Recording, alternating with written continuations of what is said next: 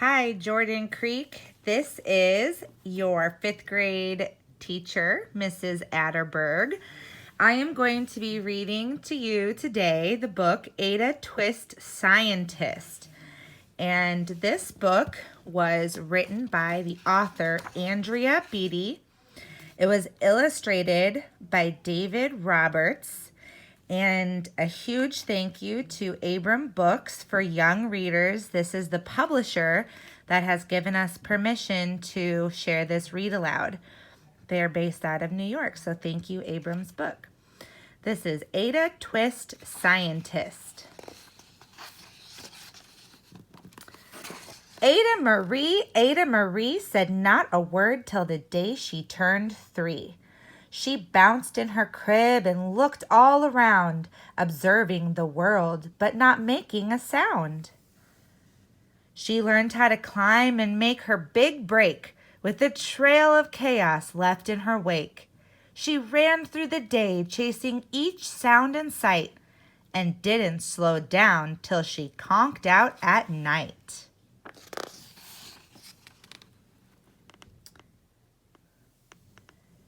Her parents were frazzled but tried not to freak as Ada grew bigger and still did not speak. Clearly, young Ada, with lots in her head, would have something to say when it ought to be said. That's just what happened when Ada turned 3. She tore through the house on a fact-finding spree and climbed up the clock just as high as she could. Her parents yelled, "Stop!" as all good parents would. Ada's chin quivered, but she did not cry. She took a deep breath and simply asked, "Why?" Why does it tick and why does it talk? Why don't we call it a granddaughter clock? Why are there pointy things stuck to a rose? Why are there hairs up inside of our nose? She started with why and then what, how, and when. By bedtime, she came back to why once again. She drifted to sleep as her dazed parents smiled at the curious thoughts of their curious child, who wanted to know what the world was about. They kissed her and whispered, "You'll figure it out." Her parents kept up with their high-flying kid, whose questions and chaos both grew as she did.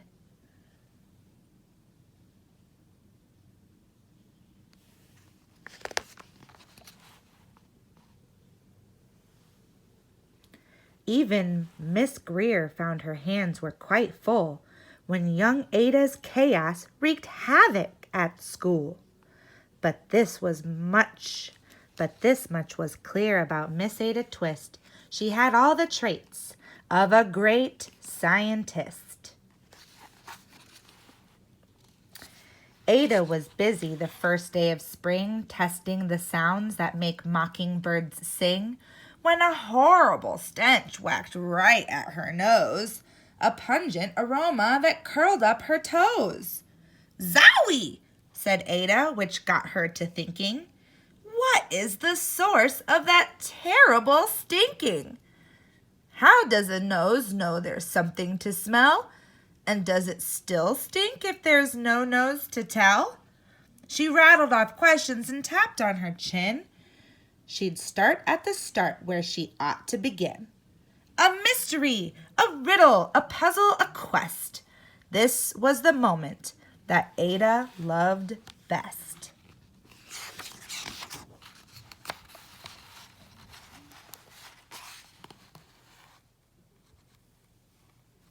Ada did research to learn all she could of smelling and smells, both the stinky and good.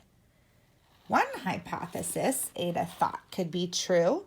That terrible stink came from Dad's cabbage stew.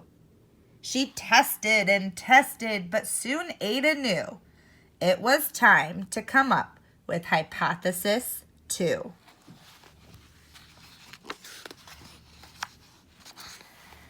Then, zowie, the stink struck again.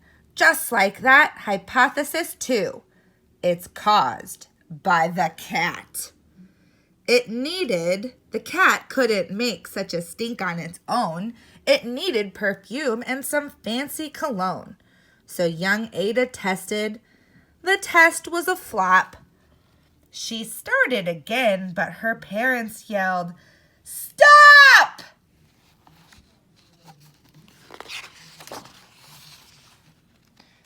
Uh-oh. Ada Marie, to the thinking chair now. By the time we count 3. Enough, said her mother. That's it, said her dad. Her parents were frustrated, frazzled, and mad. Why? Ada questioned. Her mother said, no. What? Ada queried. Her father said, go. You've ruined our supper. You've made the cat stink. Enough with your questions. Now sit there and think. She looked at her parents. Her heart turned to goo. Poor Ada Twist didn't know what to do.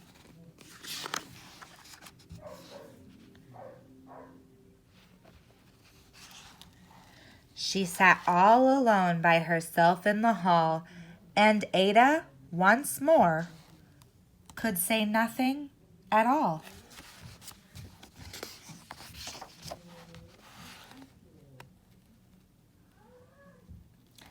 So Ada sat, and she sat, and she sat, and she thought about science and Stu and the cat and how her experiments made such a big mess.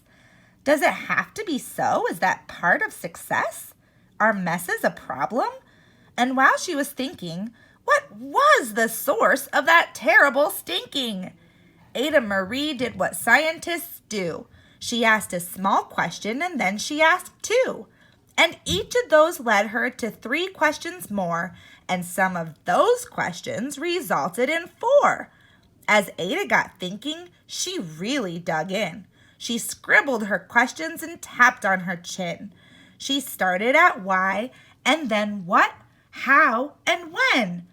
At the end of the hall, she reached why once again.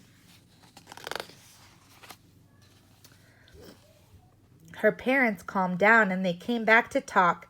They looked at the hallway and just had to gawk. No patch of bear paint could be seen on the wall.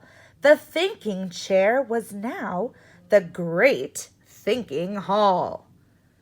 They watched their young daughter and sighed as they did. What would they do with this curious kid who wanted to know what the world was about? They smiled and whispered, we'll figure it out.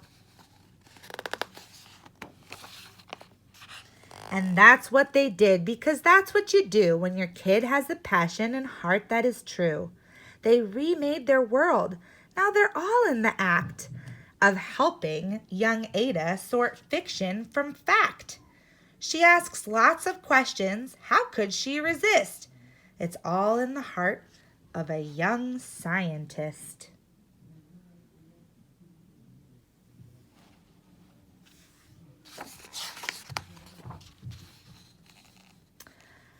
As for that smell, what can Ada Twist do but learn all she can with her friends in grade 2? Will they discover the stink that curls toes? Well, that is the question, and someday, who knows?